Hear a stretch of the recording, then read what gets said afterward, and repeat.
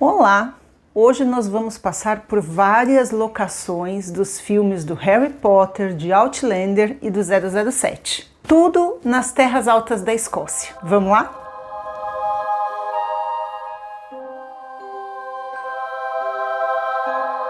Oi, eu sou a Ethel, eu e o Marcos temos esse canal para a gente poder apresentar alguns passeios e algumas viagens que a gente faz. Aqui já estamos nos últimos dias da nossa visita na Escócia. É triste pensar que daqui a gente já está indo para o destino final, mesmo ainda conhecendo vários lugares novos, mas é isso, o objetivo final é a gente deixar o carro, pegar o trem e ir embora. Mas enquanto isso não chega, vamos apresentar alguns lugares. A ideia é curtirmos o máximo possível até o destino final.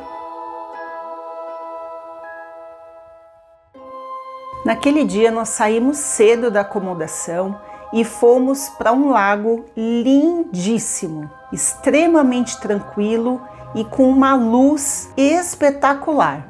O lago, ele tem um nome naturalmente difícil de se pronunciar, e que fica a cerca de 30 quilômetros da acomodação de onde nós estávamos, que era a cidade de Fort William. Dá só uma olhada nesse lago. Reconheceu, né? É exatamente isso. Dentro desse lago tem uma ilha e essa ilha ela foi usada como locação dos filmes de Harry Potter, como sendo o túmulo de Dumbledore. Esse lago ele é às margens da estrada e exatamente no local onde fica a ilha não existe nenhum tipo de recuo, estacionamento ou indicação mostrando que ali é um ponto de parada, ali é um ponto turístico, por assim dizer. A gente parou o carro ali e foi andando por um caminho até chegar à beira do lago. Esse caminho, ele é meio lamacento, com algumas árvores, ele é bem bonito, mas é um lugar simples, não tem infraestrutura. Você tem que meio que fazer uma certa exploração mesmo, sabe? Agora a gente tem que fazer toda essa caminhada até lá. E a ilha é aqui. Como eu comentei, a caminhada é curta e o terreno, o piso é bem lamacento. Eu mesma nem fiz o caminho tão emocionada porque eu estava mais focada em não pisar na lama, não escorregar, não afundar o pé de repente numa poça. Eu nem liguei, eu fiquei focada muito o melhor lugar que eu tinha que passar. E lá estávamos nós, à beira daquele lago lindíssimo. O lago ele é de água doce. Como nós estávamos lá logo pela manhã, bem cedo, o sol estava nascendo, então ficou uma luz bem bonita. O lago em si, ele tem a ilha que foi usada como túmulo de Dumbledore, por isso que as pessoas acabam indo lá, mas você também pode notar que os arredores da ilha é um pouquinho diferente do que é mostrado nos filmes do Harry Potter. E nesse momento eu acabo mencionando uma curiosidade. A ilha em si, de fato, é a ilha utilizada como locação, que é onde fica o túmulo de Dumbledore. E ela é sim utilizada no filme. Entretanto, o lago ao redor é outro. É um lago maior, mais largo, mais espaçado para evidenciar a ilha. Então, de fato, a ilha ela foi colocada digitalmente e um outro lago que tem na região. Mesmo sabendo que rola ali uma imagem fake, porque a imagem é daquela ilha, mas o lago não, enfim, ainda assim é uma ilha pitoresca, linda, em um lago encantador, com um visual deslumbrante e vale muito a pena passar por lá e curtir muito, muito aquela paisagem. Aquele lago em si, ele tem várias outras pequenas ilhas, mas eu acho que a ilha que destaca, sem dúvida, é aquela ilha que a gente foi dar uma espiada.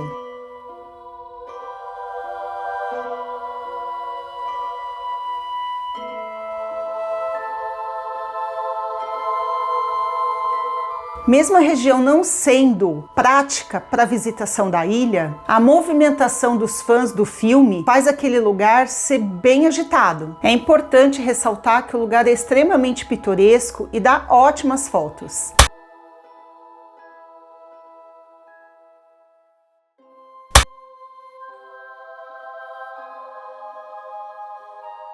Como nós tínhamos outro ponto de visita próximo dali, e ali naquele outro ponto ele tinha a hora certa para que nós estivéssemos lá, nós fizemos essa visita nessa ilha bem rápida, a ponto de não gravarmos muito. De lá nós voltamos para um ponto turístico que nós já havíamos ido antes, mas como a passagem anteriormente foi extremamente rápida, nós quisemos voltar lá numa outra oportunidade e conseguir fazer novas gravações e ter de novo uma nova e diferente experiência, que foi exatamente o viaduto onde foi gravado o filme do Harry Potter e é onde passa o Expresso de Hogwarts. Mas a gente queria poder ir e poder visitar sem correria. Essa era a ideia. Paramos o carro em um estacionamento, é um estacionamento grande, próximo de uma grande lanchonete também, e nós seguimos a pé até o arco do viaduto. É preciso uma certa caminhada, porém o trajeto não é intenso, ele é bem tranquilo de se fazer. O trem faz esse trajeto 2 vezes no dia, de manhã e à tarde. E quando eu falo que ele passa de manhã, ele vai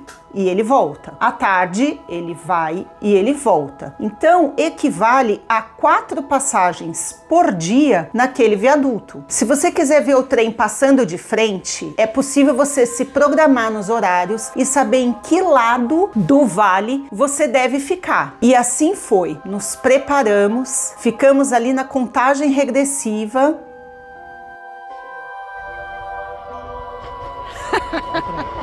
Ó trem, ó trem. Tchau.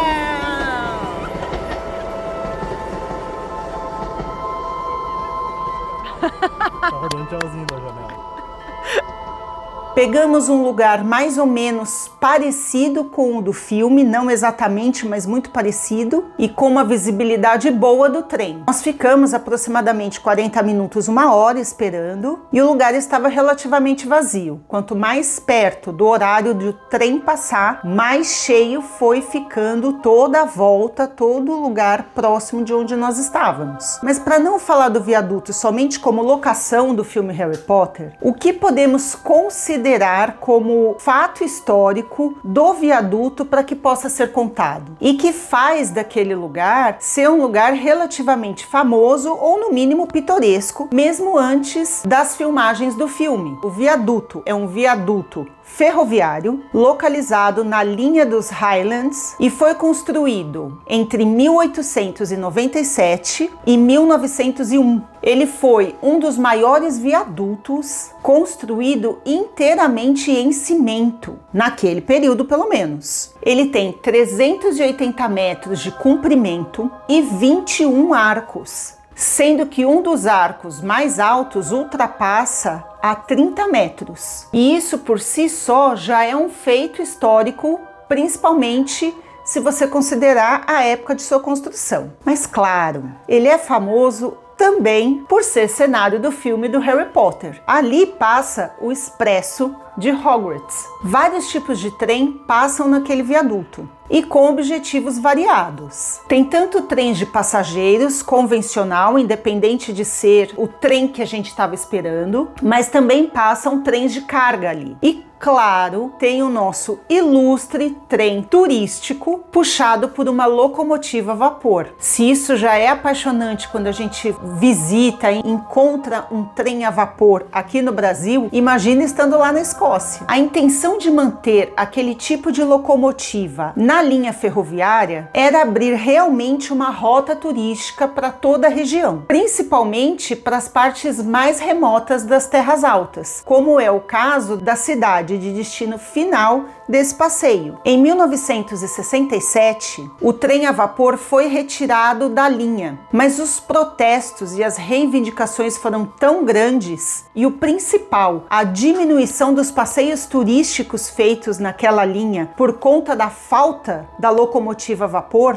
que fez com que o trem a vapor retomasse as suas atividades em 1984. Isso para estimular o turismo e aumentar a renda da linha, que havia se perdido e muito com o tempo. Nós tivemos muita sorte. Isso porque soubemos que o trem quebrou um dia depois do nosso passeio dentro do trem e ele voltou a funcionar um dia antes de a gente ir até o viaduto para vê-lo passar. Tanto é que, se você reparar nas imagens, você vai ver que ele vem metade do viaduto devagar e sem o vapor. Ele para no meio do caminho, ativa o vapor e termina o caminho fazendo a tradicional saída de vapor da locomotiva. E se você olhar bem mesmo, é possível ver que existe uma outra locomotiva no final de todos os outros vagões que ajuda a empurrar os vagões para não deixar totalmente a força ser feita pela locomotiva. Então dá para considerar que ela funcionou, mas ela estava semi-consertada assim. Eles fizeram um ajustezinho para manter a locomotiva em funcionamento, mas já não era ela mais que fazia a tração para empurrar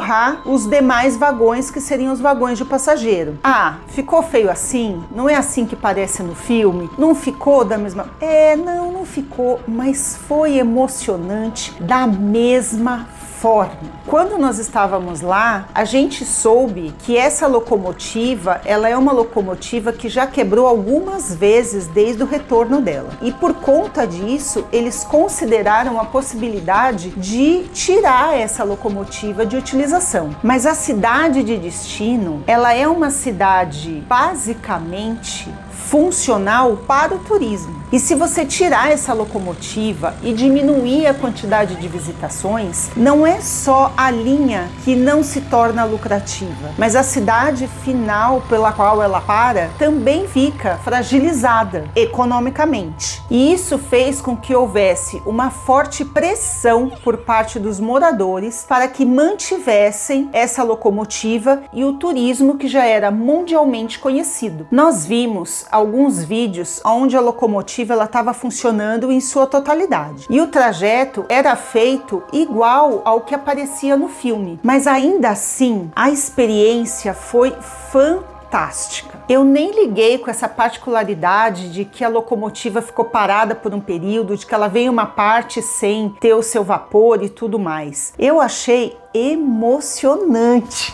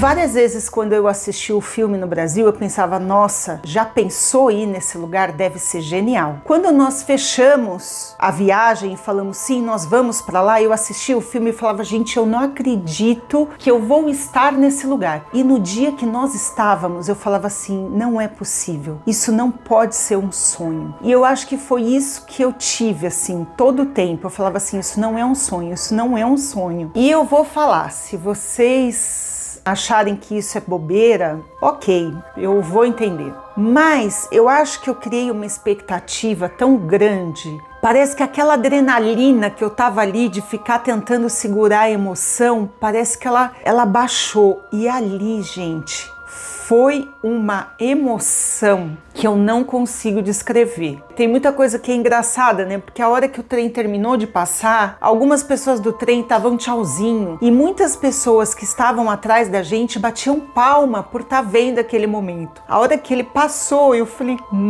nós estávamos aqui, isso é verdade? Ele falou, sim, nós vimos o trem passar. Gente, eu caí em lágrimas. Eu gosto muito de trem e a gente faz muitos passeios de trem aqui no Brasil. E por mais que eu fique empolgada, nenhum deles me emocionou como me emocionou estar ali.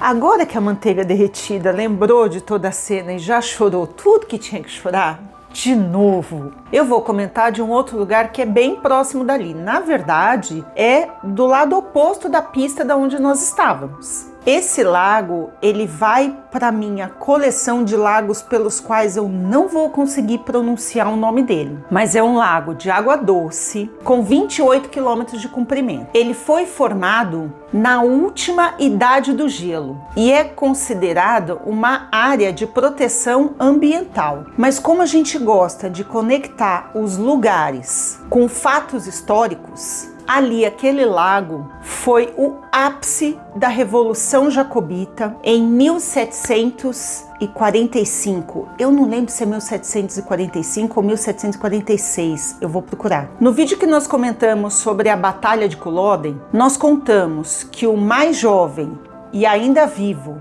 da dinastia Stuart veio da França para a Escócia com o objetivo de recuperar o seu trono escocês das mãos de um rei com sangue inglês. E para isso ele teve apoio dos clãs das Terras Altas da Escócia. Então, exatamente ali naquele lago, o príncipe Charles Edward Stuart, descendente de James VII da Escócia, e mais de 1.200 jacobitas se reuniram antes de irem para a Batalha de Culloden. E o fim da batalha nós já comentamos naquele vídeo, não vou voltar a explicar. Ali naquele lago, o príncipe Stuart chegou, encontrou os jacobitas, eles tomaram um uísque, que seria uma tradição ali de boas-vindas e receptividade, e é daquele ponto que esse grupo de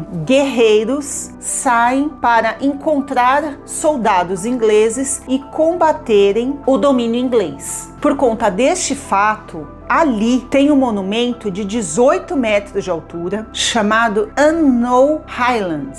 Acho que é assim. É um homem vestido de kilt em homenagem a esses 1.200 jacobitas que se reuniram naquele local para poder participar da Batalha de Culloden. Nós paramos no lago e ficamos admirando um pouco a paisagem, pensando, claro, na batalha e nos propósitos pelos quais esses soldados tinham, a ponto de saber que eles iam batalhar, eles iam lutar e eles poderiam voltar sem vida. E esse momento foi um momento de muito respeito, de ficar parado ali, olhando mesmo aquele soldado e fazendo um processo interno de tentar entender tudo que eles estavam passando e por que eles tinham essa inspiração para a luta, né? Claro que se você parar, assim como a gente parou, e ficou olhando para o vale, para esse lago, se você se atentar ao lago, você vai lembrar que aquelas montanhas e aquele lago, ele também fez parte da locação do filme do Harry Potter. Ali era onde ficava o Lago Negro. E esse lago, ele estava próximo da escola de Hogwarts, pois o castelo de Hogwarts ficava nas montanhas que aparece nessa paisagem. Uma das cenas memoráveis é a que o Harry e a Hermione observam o lago da Torre de Astronomia no filme do Príncipe Mestiço. E é também o lago onde as tarefas do torneio Tribruxo aconteceram. Eu bem procurei a escola da magia ali naquelas montanhas, mas ela não quis aparecer para mim. Onde tá lá, ó? Tem que pegar os barquinhos. Vai dar da curva do rio ali? Não, é exatamente ali naquela montanha. Hogwarts fica aqui, ó. Tá simples, fácil, só um pulinho para chegar lá. Cadê o bicuço para levar a gente? Cadê o bicuço? Continuando o percurso do dia e a permanência da nossa busca por paisagens exuberantes que só a Escócia tem, nós caminhamos estrada fora em busca justamente dessas paisagens. E o próximo ponto acabou que não foi tão diferente assim. O ponto que nós paramos, ele tinha um recuo na estrada, era quase que um estacionamentozinho mesmo, e ali da beira do estacionamento tinha uma espécie de um mirante. Desse mirante, a gente via o rio que estava logo na nossa frente, um vale, um terreno bem longo, uma casinha pequenininha e uma montanha imensa atrás dele. É uma cena típica escocesa, típico das terras altas. Esse pequeno rio de água doce que passa por esse lugar gera um lago maravilhoso ao lado. E essas águas, elas vêm das montanhas de Glenclough, que é uma das montanhas mais famosas das terras altas. Basicamente, essa é toda a paisagem da região.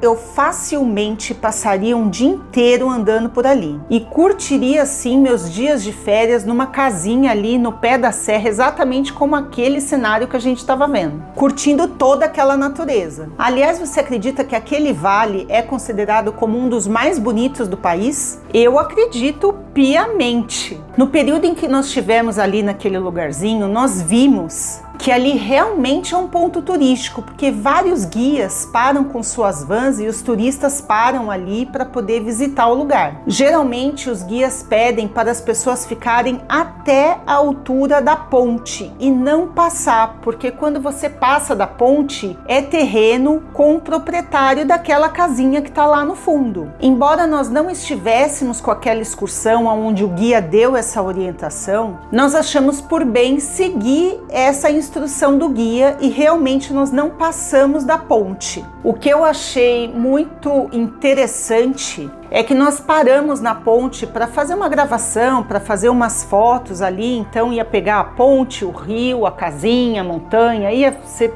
tudo junto. Um carro parou atrás da gente, de novo, a gente perturbando, e ficou esperando a gente. Quando o Marcos viu tal, ele falou: o carro, vamos sair do caminho, desculpa senhor, ele fez sem problemas. E a gente viu que ele esperou todos os turistas abrirem espaço para ele passar tranquilo. Não teve buzina, não deu farol, não fez cara feia. Ele parou e esperou tranquilamente como se fosse um dia normal, sabe? Ele sorriu e passou. E ele foi indo com o carro, quando a gente viu, ele parou o carro naquela casinha que a gente estava tirando foto, entrou para casa e pronto, é isso. Num período em que a Europa tá tanto sendo enérgica com esse turismo de massa, eu achei muito tolerante o quanto os escoceses ainda não estão incomodados com isso. uma curiosidade muito específica dali é a questão que os próprios guias comentam que não existe uma lei específica de invasão de território. Por esse motivo, aparentemente, uma pessoa pode entrar em seu terreno, montar uma barraca, se hospedar ali por alguns dias e uma vez que ele não gere nenhum tipo de distúrbio para o proprietário, ele por sua vez autoriza isso. Não existe esse negócio de que você está invadindo minhas terras, minhas propriedades, vai embora. Não tem. Você fica em paz aí, eu fico em paz aqui, tudo bem. A hora que você for embora, você põe um lugarzinho certo, todo arrumadinho, aí eu ponho, então tá bom. Por conta disso, é muito comum ver pessoas fazendo trilha em terreno particular. Em alguns dos casos, eles inclusive montam barraca para dormir ali e continuar a trilha no dia seguinte. Por isso que eu acredito que todas as vezes com as quais nós cruzamos com donos de casa e que eu particularmente olhei e falei, meu Deus, eu estou sendo invasiva, eles não se sentiram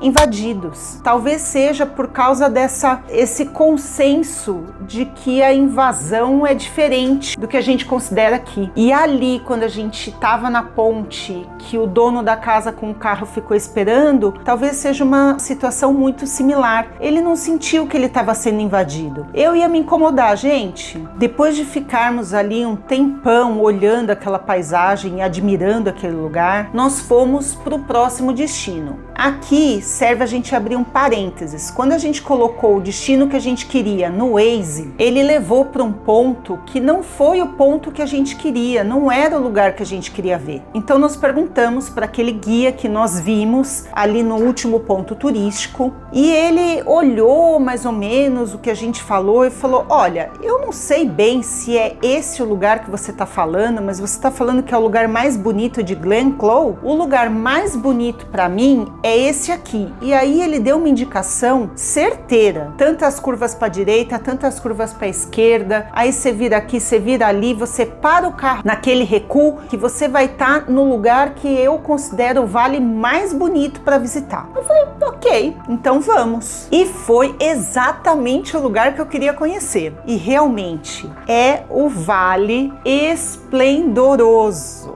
Eu realmente acredito que se eu tentar explicar tudo o que tem de história daquele vale agora nesse vídeo, vai ficar um vídeo imenso e não é bem essa a nossa intenção. Então talvez as histórias e as lendas que tem ali daquele lugar eu comente num outro vídeo, mas o que a gente pode comentar dali é que se você olhar o vale, você vai lembrar que esse vale foi usado na abertura do seriado de Outlander. Eu particularmente não reconheci, mas também foi dito que é ali naquele vale que ficava a casa do Hagrid nos filmes do Harry Potter. E um pouco mais para frente fica um mirante, uma espécie de um ponto de parada onde apareceu no filme do 007, Skyfall. Esse vale, ele é considerado o símbolo das terras altas da Escócia. E embora tenha ligação com muitos filmes e seriados que particularmente eu gostei de assistir, nós fomos naquele lugar pela representação histórica. Pois é, eu de novo falando sobre história. Foi ali que aconteceu o massacre de Glen Clough. Pelo que nós lemos, naquele vale havia um assentamento de um ramo do clã MacDonald, que era considerado uma família muito importante e muito influente na época do massacre. E praticamente todos os membros do clã foram mortos em um ataque sanguinário, promovido por uma traição de um outro clã. A história é de fato muito longa, então eu vou deixar para contar em um outro vídeo específico só para ele. Assim como eu também vou deixar para contar a lenda das Três Irmãs, que são parte das cordilheiras que formam as montanhas ali daquele vale. Se quiser se aventurar a ver eu contar uma história e contar uma lenda sem nenhum dom de narrativa, eu vou indicar para você ver o próximo vídeo. Daquele trecho em que nós estávamos, sai uma série de trilhas e vimos algumas pessoas passando de mochila, com barraca e tudo mais, para poder fazer essas trilhas, que são aquelas trilhas que você faz uma pernoite no trajeto. Eu só caminhei mesmo por ali por perto. A vegetação ela é meio diferente, não é bem uma grama. Quando a gente olha, me dá a sensação de que era uma grama. Em vez de eu andar, eu saí correndo. A pseudograma que eu considerei, ela é meio fofa. É como se fossem micro arbustinhos assim. Então você pisa, ela te dá instabilidade no pé. Então, por conta da vegetação, aquele espaço acaba sendo meio fofinho. E eu torci o pé lá. Ainda assim, eu não me dei por derrotada e saí caminhando por ali, porque afinal de contas eu estava em Glenclough e a gente ainda tinha uma peregrinação durante o dia. Eu não podia me dar por derrotada ali, eu tinha que continuar caminhando. De lá nós voltamos para o carro e andamos coisa de uns 500, 800 metros e nos deparamos com um estacionamento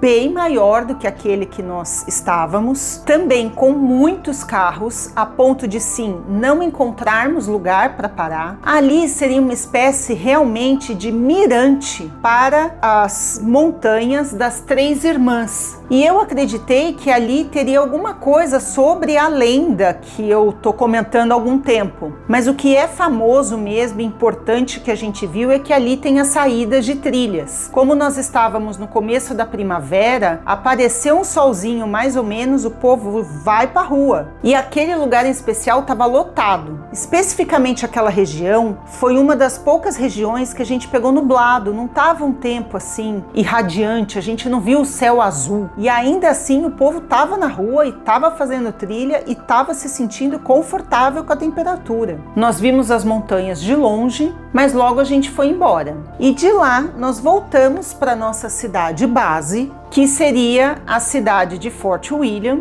que nós já estávamos lá desde o dia anterior. Nós passeamos pela rua principal que tem ali, que é uma rua de comércio.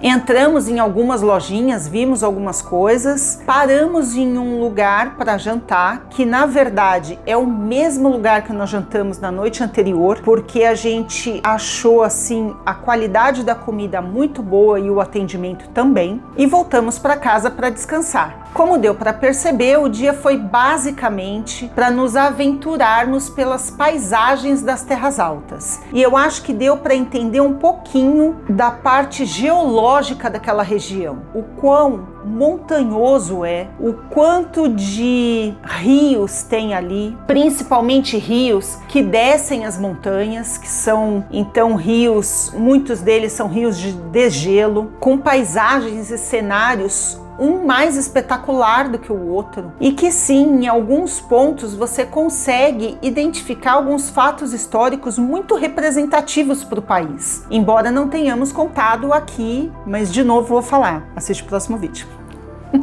Eu acho que em muitos dos lugares eu me senti muito pequenininha perto do quão grandioso é a paisagem, o lugar que nós estávamos. Eu espero que goste da nossa maneira de contar as nossas experiências e as histórias que a gente viveu ali. Espero que dê para dar uma ideia do quanto a gente gostou do lugar, do país e das pessoas, porque sem dúvida foi a viagem dos sonhos.